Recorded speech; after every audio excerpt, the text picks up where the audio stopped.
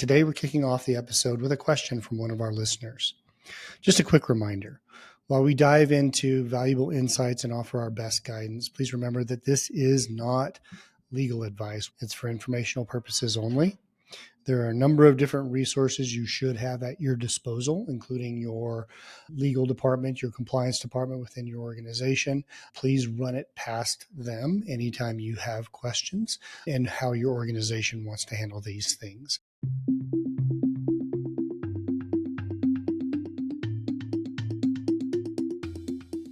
Welcome to the Compliance Advantage podcast. This is a place where we help at-risk stakeholders in healthcare transform compliance into a strategic advantage. I'm your host, Ronan, founder of Ronan Healthcare Consultants and a healthcare compliance strategist with nearly 30 years of industry experience. I'll help you transform compliance into a catalyst for innovation and growth. Remember, compliance pays dividends. Invest today.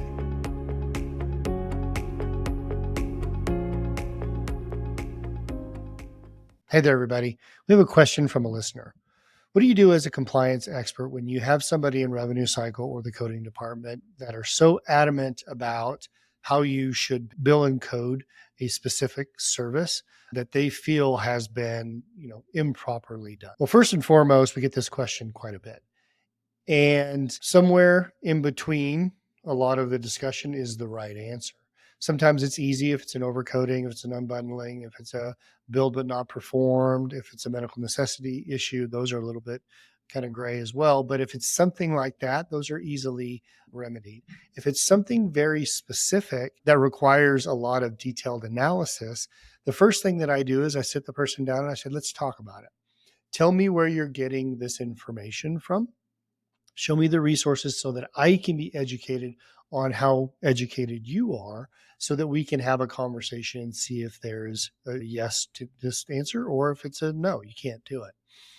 If they come back with a program integrity manual or AMA or CPT or something like that, then that's great. We'll take that as authoritative and say, yeah, this is exactly what it needs to be. They come back and say, well, I saw it on a chat board or I saw it with one of the associations and they have some opinions on that. Those are not authoritative. And they're definitely not able to be used in a defensible situation. So the first thing that I ask that person is to say, hey, let's talk through it, find out where your resources are so we can come to the right answer.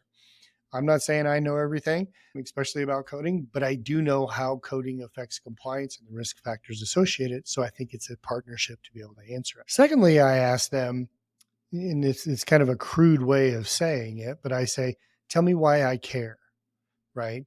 Is it a harm to the federal healthcare program? Is there an exposure to the program that causes the federal healthcare program to lose money, right? Create a false claim or something of that nature. And if the individual can't find the resources and or can't say why it's a harm to the federal healthcare program, then we have to dial back to say maybe this is a best practice so that we feel comfortable with what we're doing, but it's not a regulatory requirement.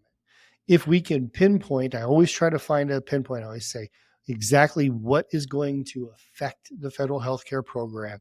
Is it going to drive cost up in the program, inappropriately paying any provider or any services that are being rendered? Those are flat out, fix them, don't do it, refund the money if you've already done it, figure out a way that you need to stop this. But if it doesn't harm the program and there is some ambiguity in there, then I think somewhere in the middle of that question, the answer is going to be somewhere in the middle.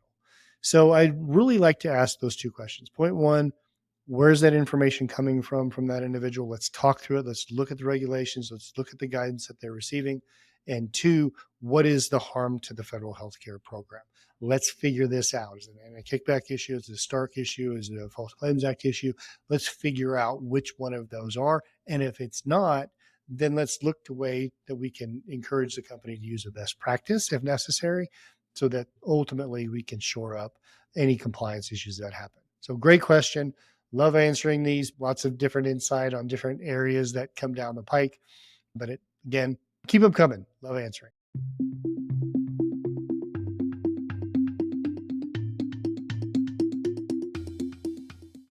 Today we have Christina Peterson, who is our compliance executive with Ronan Healthcare Consultants. Thanks for joining me today. Thanks for having me again, Ross. Absolutely. I'm so glad you were able to come to our new season of the Compliance Advantage, and love to walk through our questions with you and get your perspective on how you see compliance as an advantage in healthcare. Looking forward to it. Bring it on. Awesome.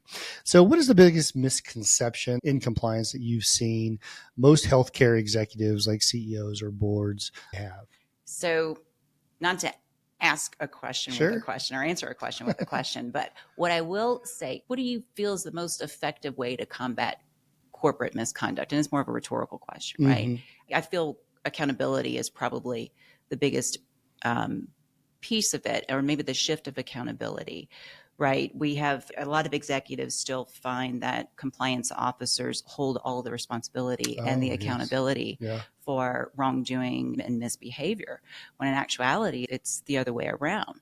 And if you think of the evolution of major movements on the regulatory front, you may be familiar with the Park Doctrine, right? Or the RCO Doctrine? I think so, yeah. The Responsible Corporate Officer. And the Yates Memo, and what that really pointed to on the individual accountability front.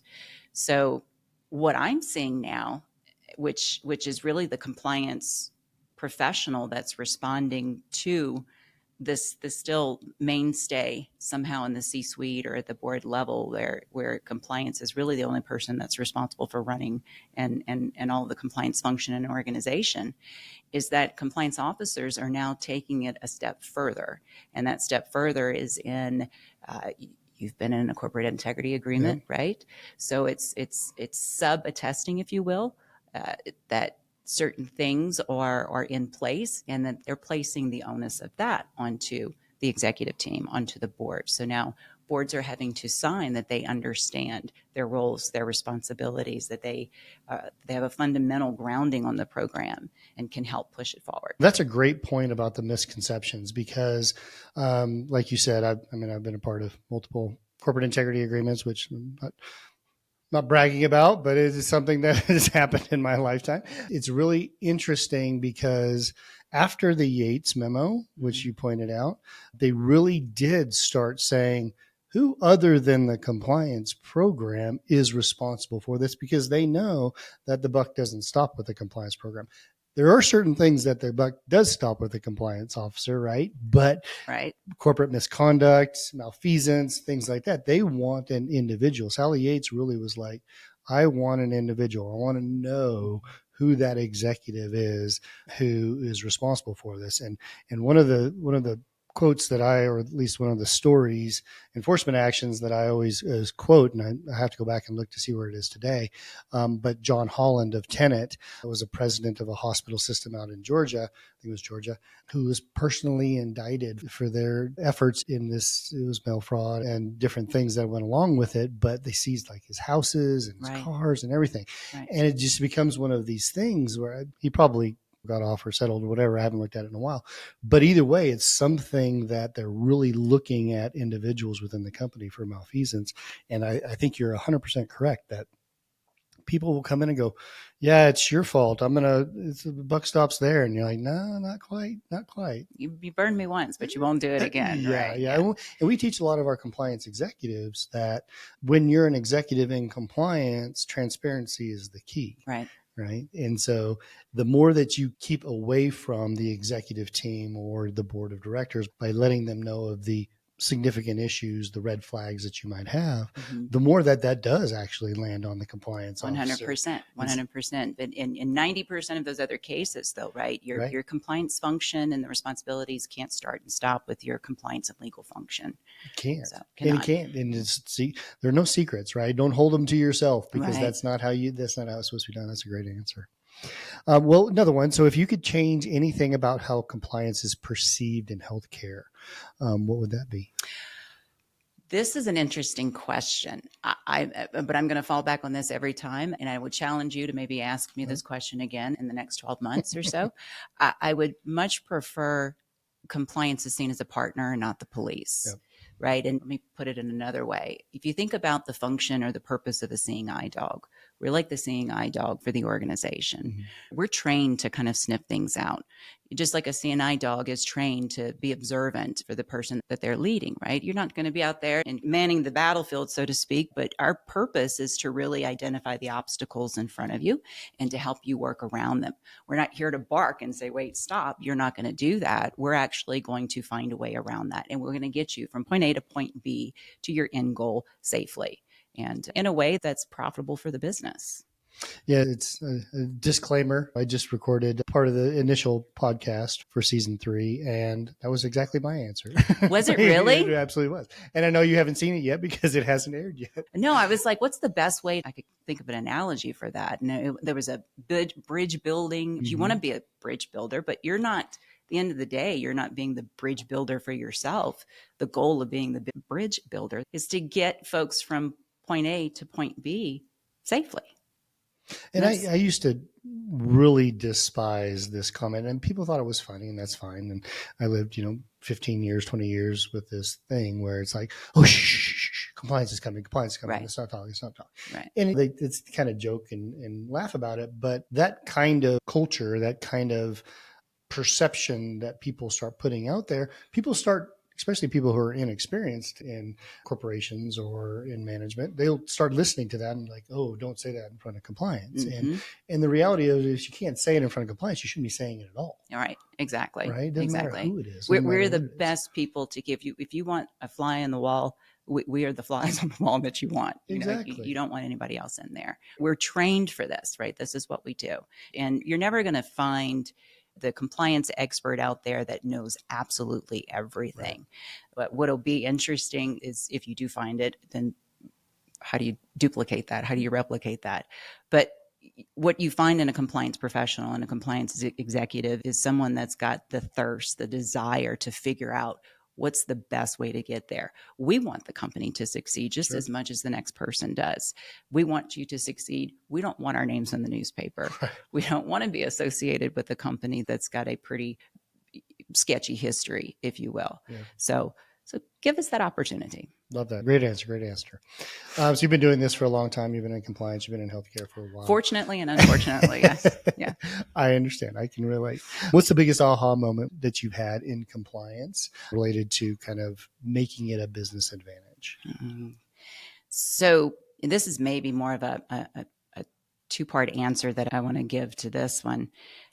Aha moments, a lot of people think of those as, you've learned something, but I really think of an aha moment as it's remembering what's right. It's remembering what's foundational and fundamental. Okay. So it's the same in nursing. It's the same in business, right? You're given a set of standards. You're given a set of regulations.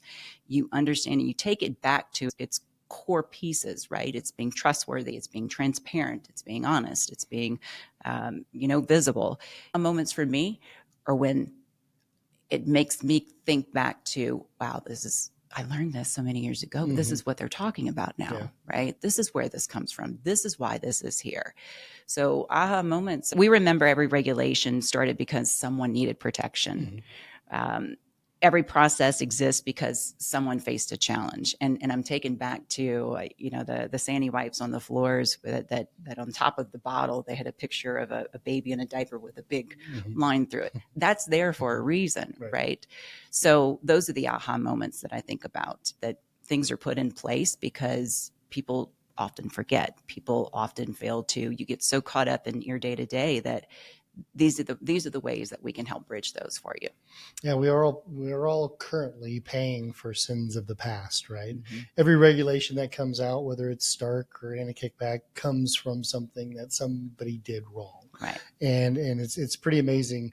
And I think what you were describing, at least how I perceive it, is integrity, acting with integrity. And I agree with you. When you look back and you're like, wow, that was a really good response, or that was a really good reaction, or that was a really good process for us to put into place to ensure that we can comply with those regulations. Those are great aha moments. Yeah, you're right. Integrity, that's point on. Yeah, absolutely. Great. All right. So if compliance were a superhero, what would it be, and what would your superpower be? My superpower would be the ability to see the future. Okay. Yes, I'd want to be able to see the risks and be able to navigate those effectively. I think it's incredibly important to stay on top of things and to critically think and to be a couple of steps ahead of everybody.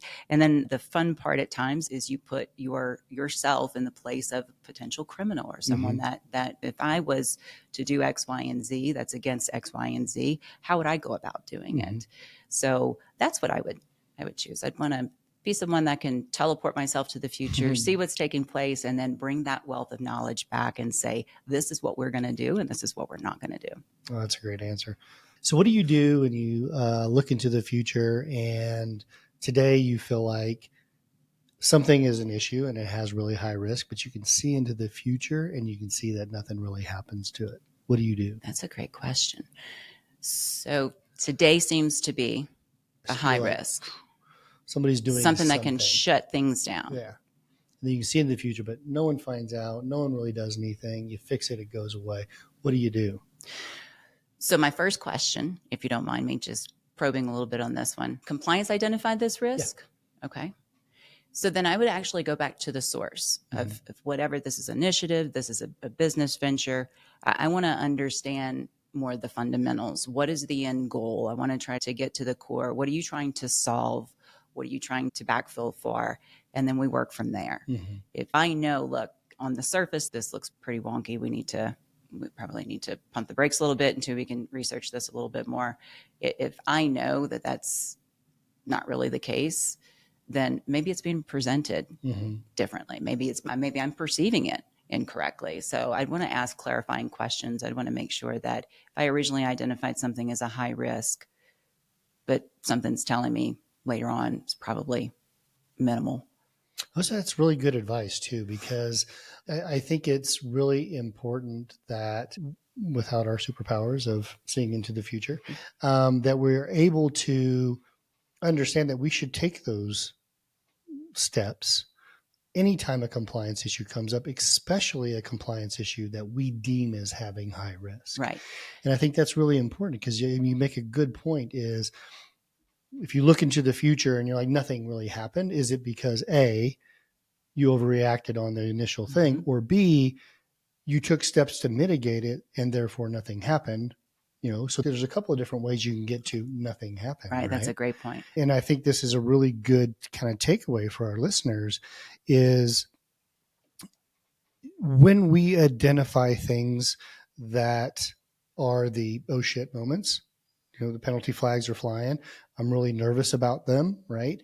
I do think it's really important that we take the steps to go, wow, I need to talk through this with somebody, my general counsel, my compliance director, somebody else. I need to just kind of clear my head, think through it and think about, is this really, what are all the actions to it? Is it really a problem? And I've never practiced that, whether I was nursing or operations or here in compliance, where I am the sole resource that's going to figure this out. That's just not possible. And I'm sure it is possible, but it's always good to get fresh perspective on things. And I know early on in my career, what I thought were these massive issues or these massive risks or the sky is falling, actually, if you kind of let's push pause and let's figure it out a little bit, they're really not. They're really not. And it sets your stage for how you handle things going forward, too.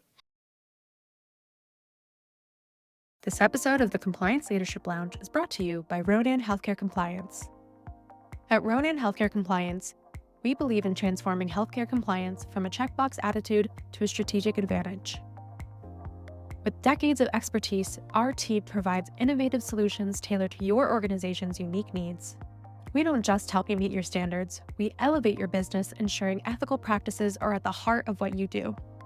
Whether you're navigating complex regulations or seeking to enhance your compliance strategy, Ronan Healthcare is your partner in achieving excellence in healthcare compliance. Ronan Healthcare Compliance, redefining compliance, empowering leadership. Visit us at ronanhc.com to learn more. Now, back to the show.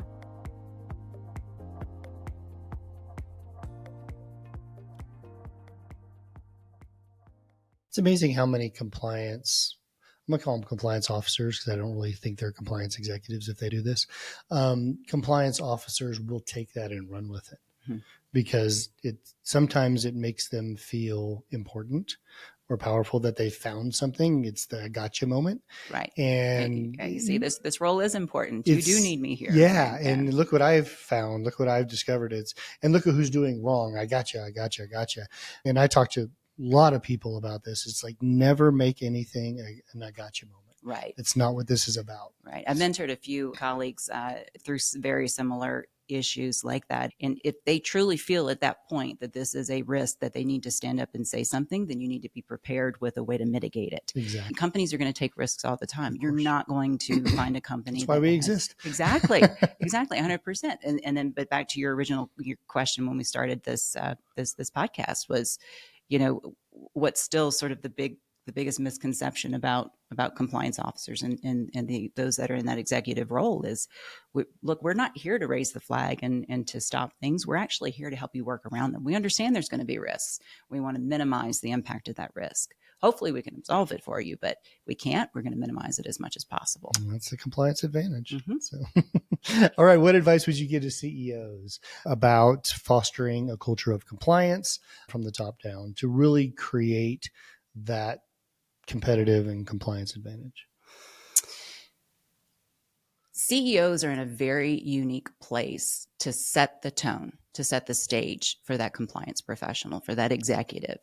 And for a CEO to elevate a compliance executive to a level that they would elevate their other partners in this operation or partners in the business, I think that speaks volumes. I've been in situations where you have executives on the C-suite level that tend to diminish the role. And there's plenty of examples out there, right? There's a meeting that we had last week. We didn't really think that you needed to be involved in that. And no, we actually do. We may not say much, sure, but I think it's great to have us be an ear in the conversation. Having a seat at the table, I think, is the biggest. And not just saying, hey, yeah, here's our compliance officer, here's our compliance executive. It's actually giving them the authority, right, the independence, and then backing them when they do come to you as the CEO with problems that they're working through or challenges that they see ahead, that you take the time to listen and you understand that. You listen to what some of those recommendations could be, and you give them the opportunity, right? I think it's the independence and just supporting them that's huge. It's about the function, right? It's about the function of compliance being represented at the highest levels of the organization, just like HR, legal, operations. And I think once a CEO has actually taken that upon themselves to say it's a valid, important, critical function of our organization to grow, to be in strategic places, and that compliance executive is that representation of that. I will say that there's a lot of CEOs and a lot of boards out there who may have hired the wrong compliance officer, and they don't want them sitting at the table because they're trying to get the I gotcha moment, or they're trying to look good in front of the board. Exactly. Throw anybody under the bus that they can. Exactly. Looking inside the window about how I can be important as opposed to outside saying, what are the great things that the company is doing and my staff are doing? So I totally agree with that. I think that's great advice. All right. Currently, what are you doing to take care of yourself? We talk about health as wealth and making sure that compliance executives, or as any other executives, are doing the right thing for mind, body, and spiritual, whatever that may be to you. What are you doing to take care of yourself? When Ross calls, I put do not disturb on.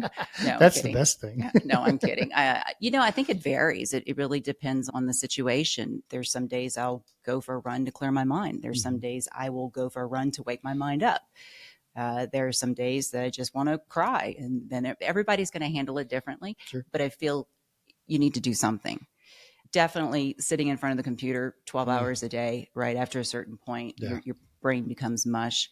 Whatever you do to disconnect and fully disconnect. And that's something I haven't practiced religiously. Sure. But it's something that I really need to start doing, because I do notice when I disconnect myself, and it's disconnecting from all electronic activity, it's disconnecting, where folks are texting and saying, well, why are you not texting me back? Well, because I'm not sitting on my phone, right? This is my 60 minutes of electronic free. I'm reading. Yeah. I'm reading a book. I'm actually, it's a paper book too. It's not one of those electronic ones. So I really think it varies. Again, whatever the situation is, you do what you need to do. Working out is a big avenue for me. That's been great. Fishing has been a great avenue. I love to fish. Really? Love fishing. Great. Love being out on the boat. I'm a water person. It's just a place to feel free. And again, you're disconnected from from the world for a little bit. Love to see some fish next time you get them. Absolutely. Leave some pictures. Absolutely. I caught my first sailfish. Yay. Oh my goodness. Yes. That's yes. awesome. Probably will never happen again, but that's awesome. Yeah. Well, thanks for joining me today. I really Thanks for appreciate having it. me. It's always nice to talk to you. It's a great conversation every time. Yeah, likewise. Thank you, Ross. Thank you. Thank you for listening to today's episode of the Compliance Advantage podcast. If you enjoyed it, please rate, review, and share this episode with someone who might benefit from it. Don't forget to visit us at ronanhc.com for more resources and connect with us on social media for the latest updates. And remember, compliance pays dividends. Invest today.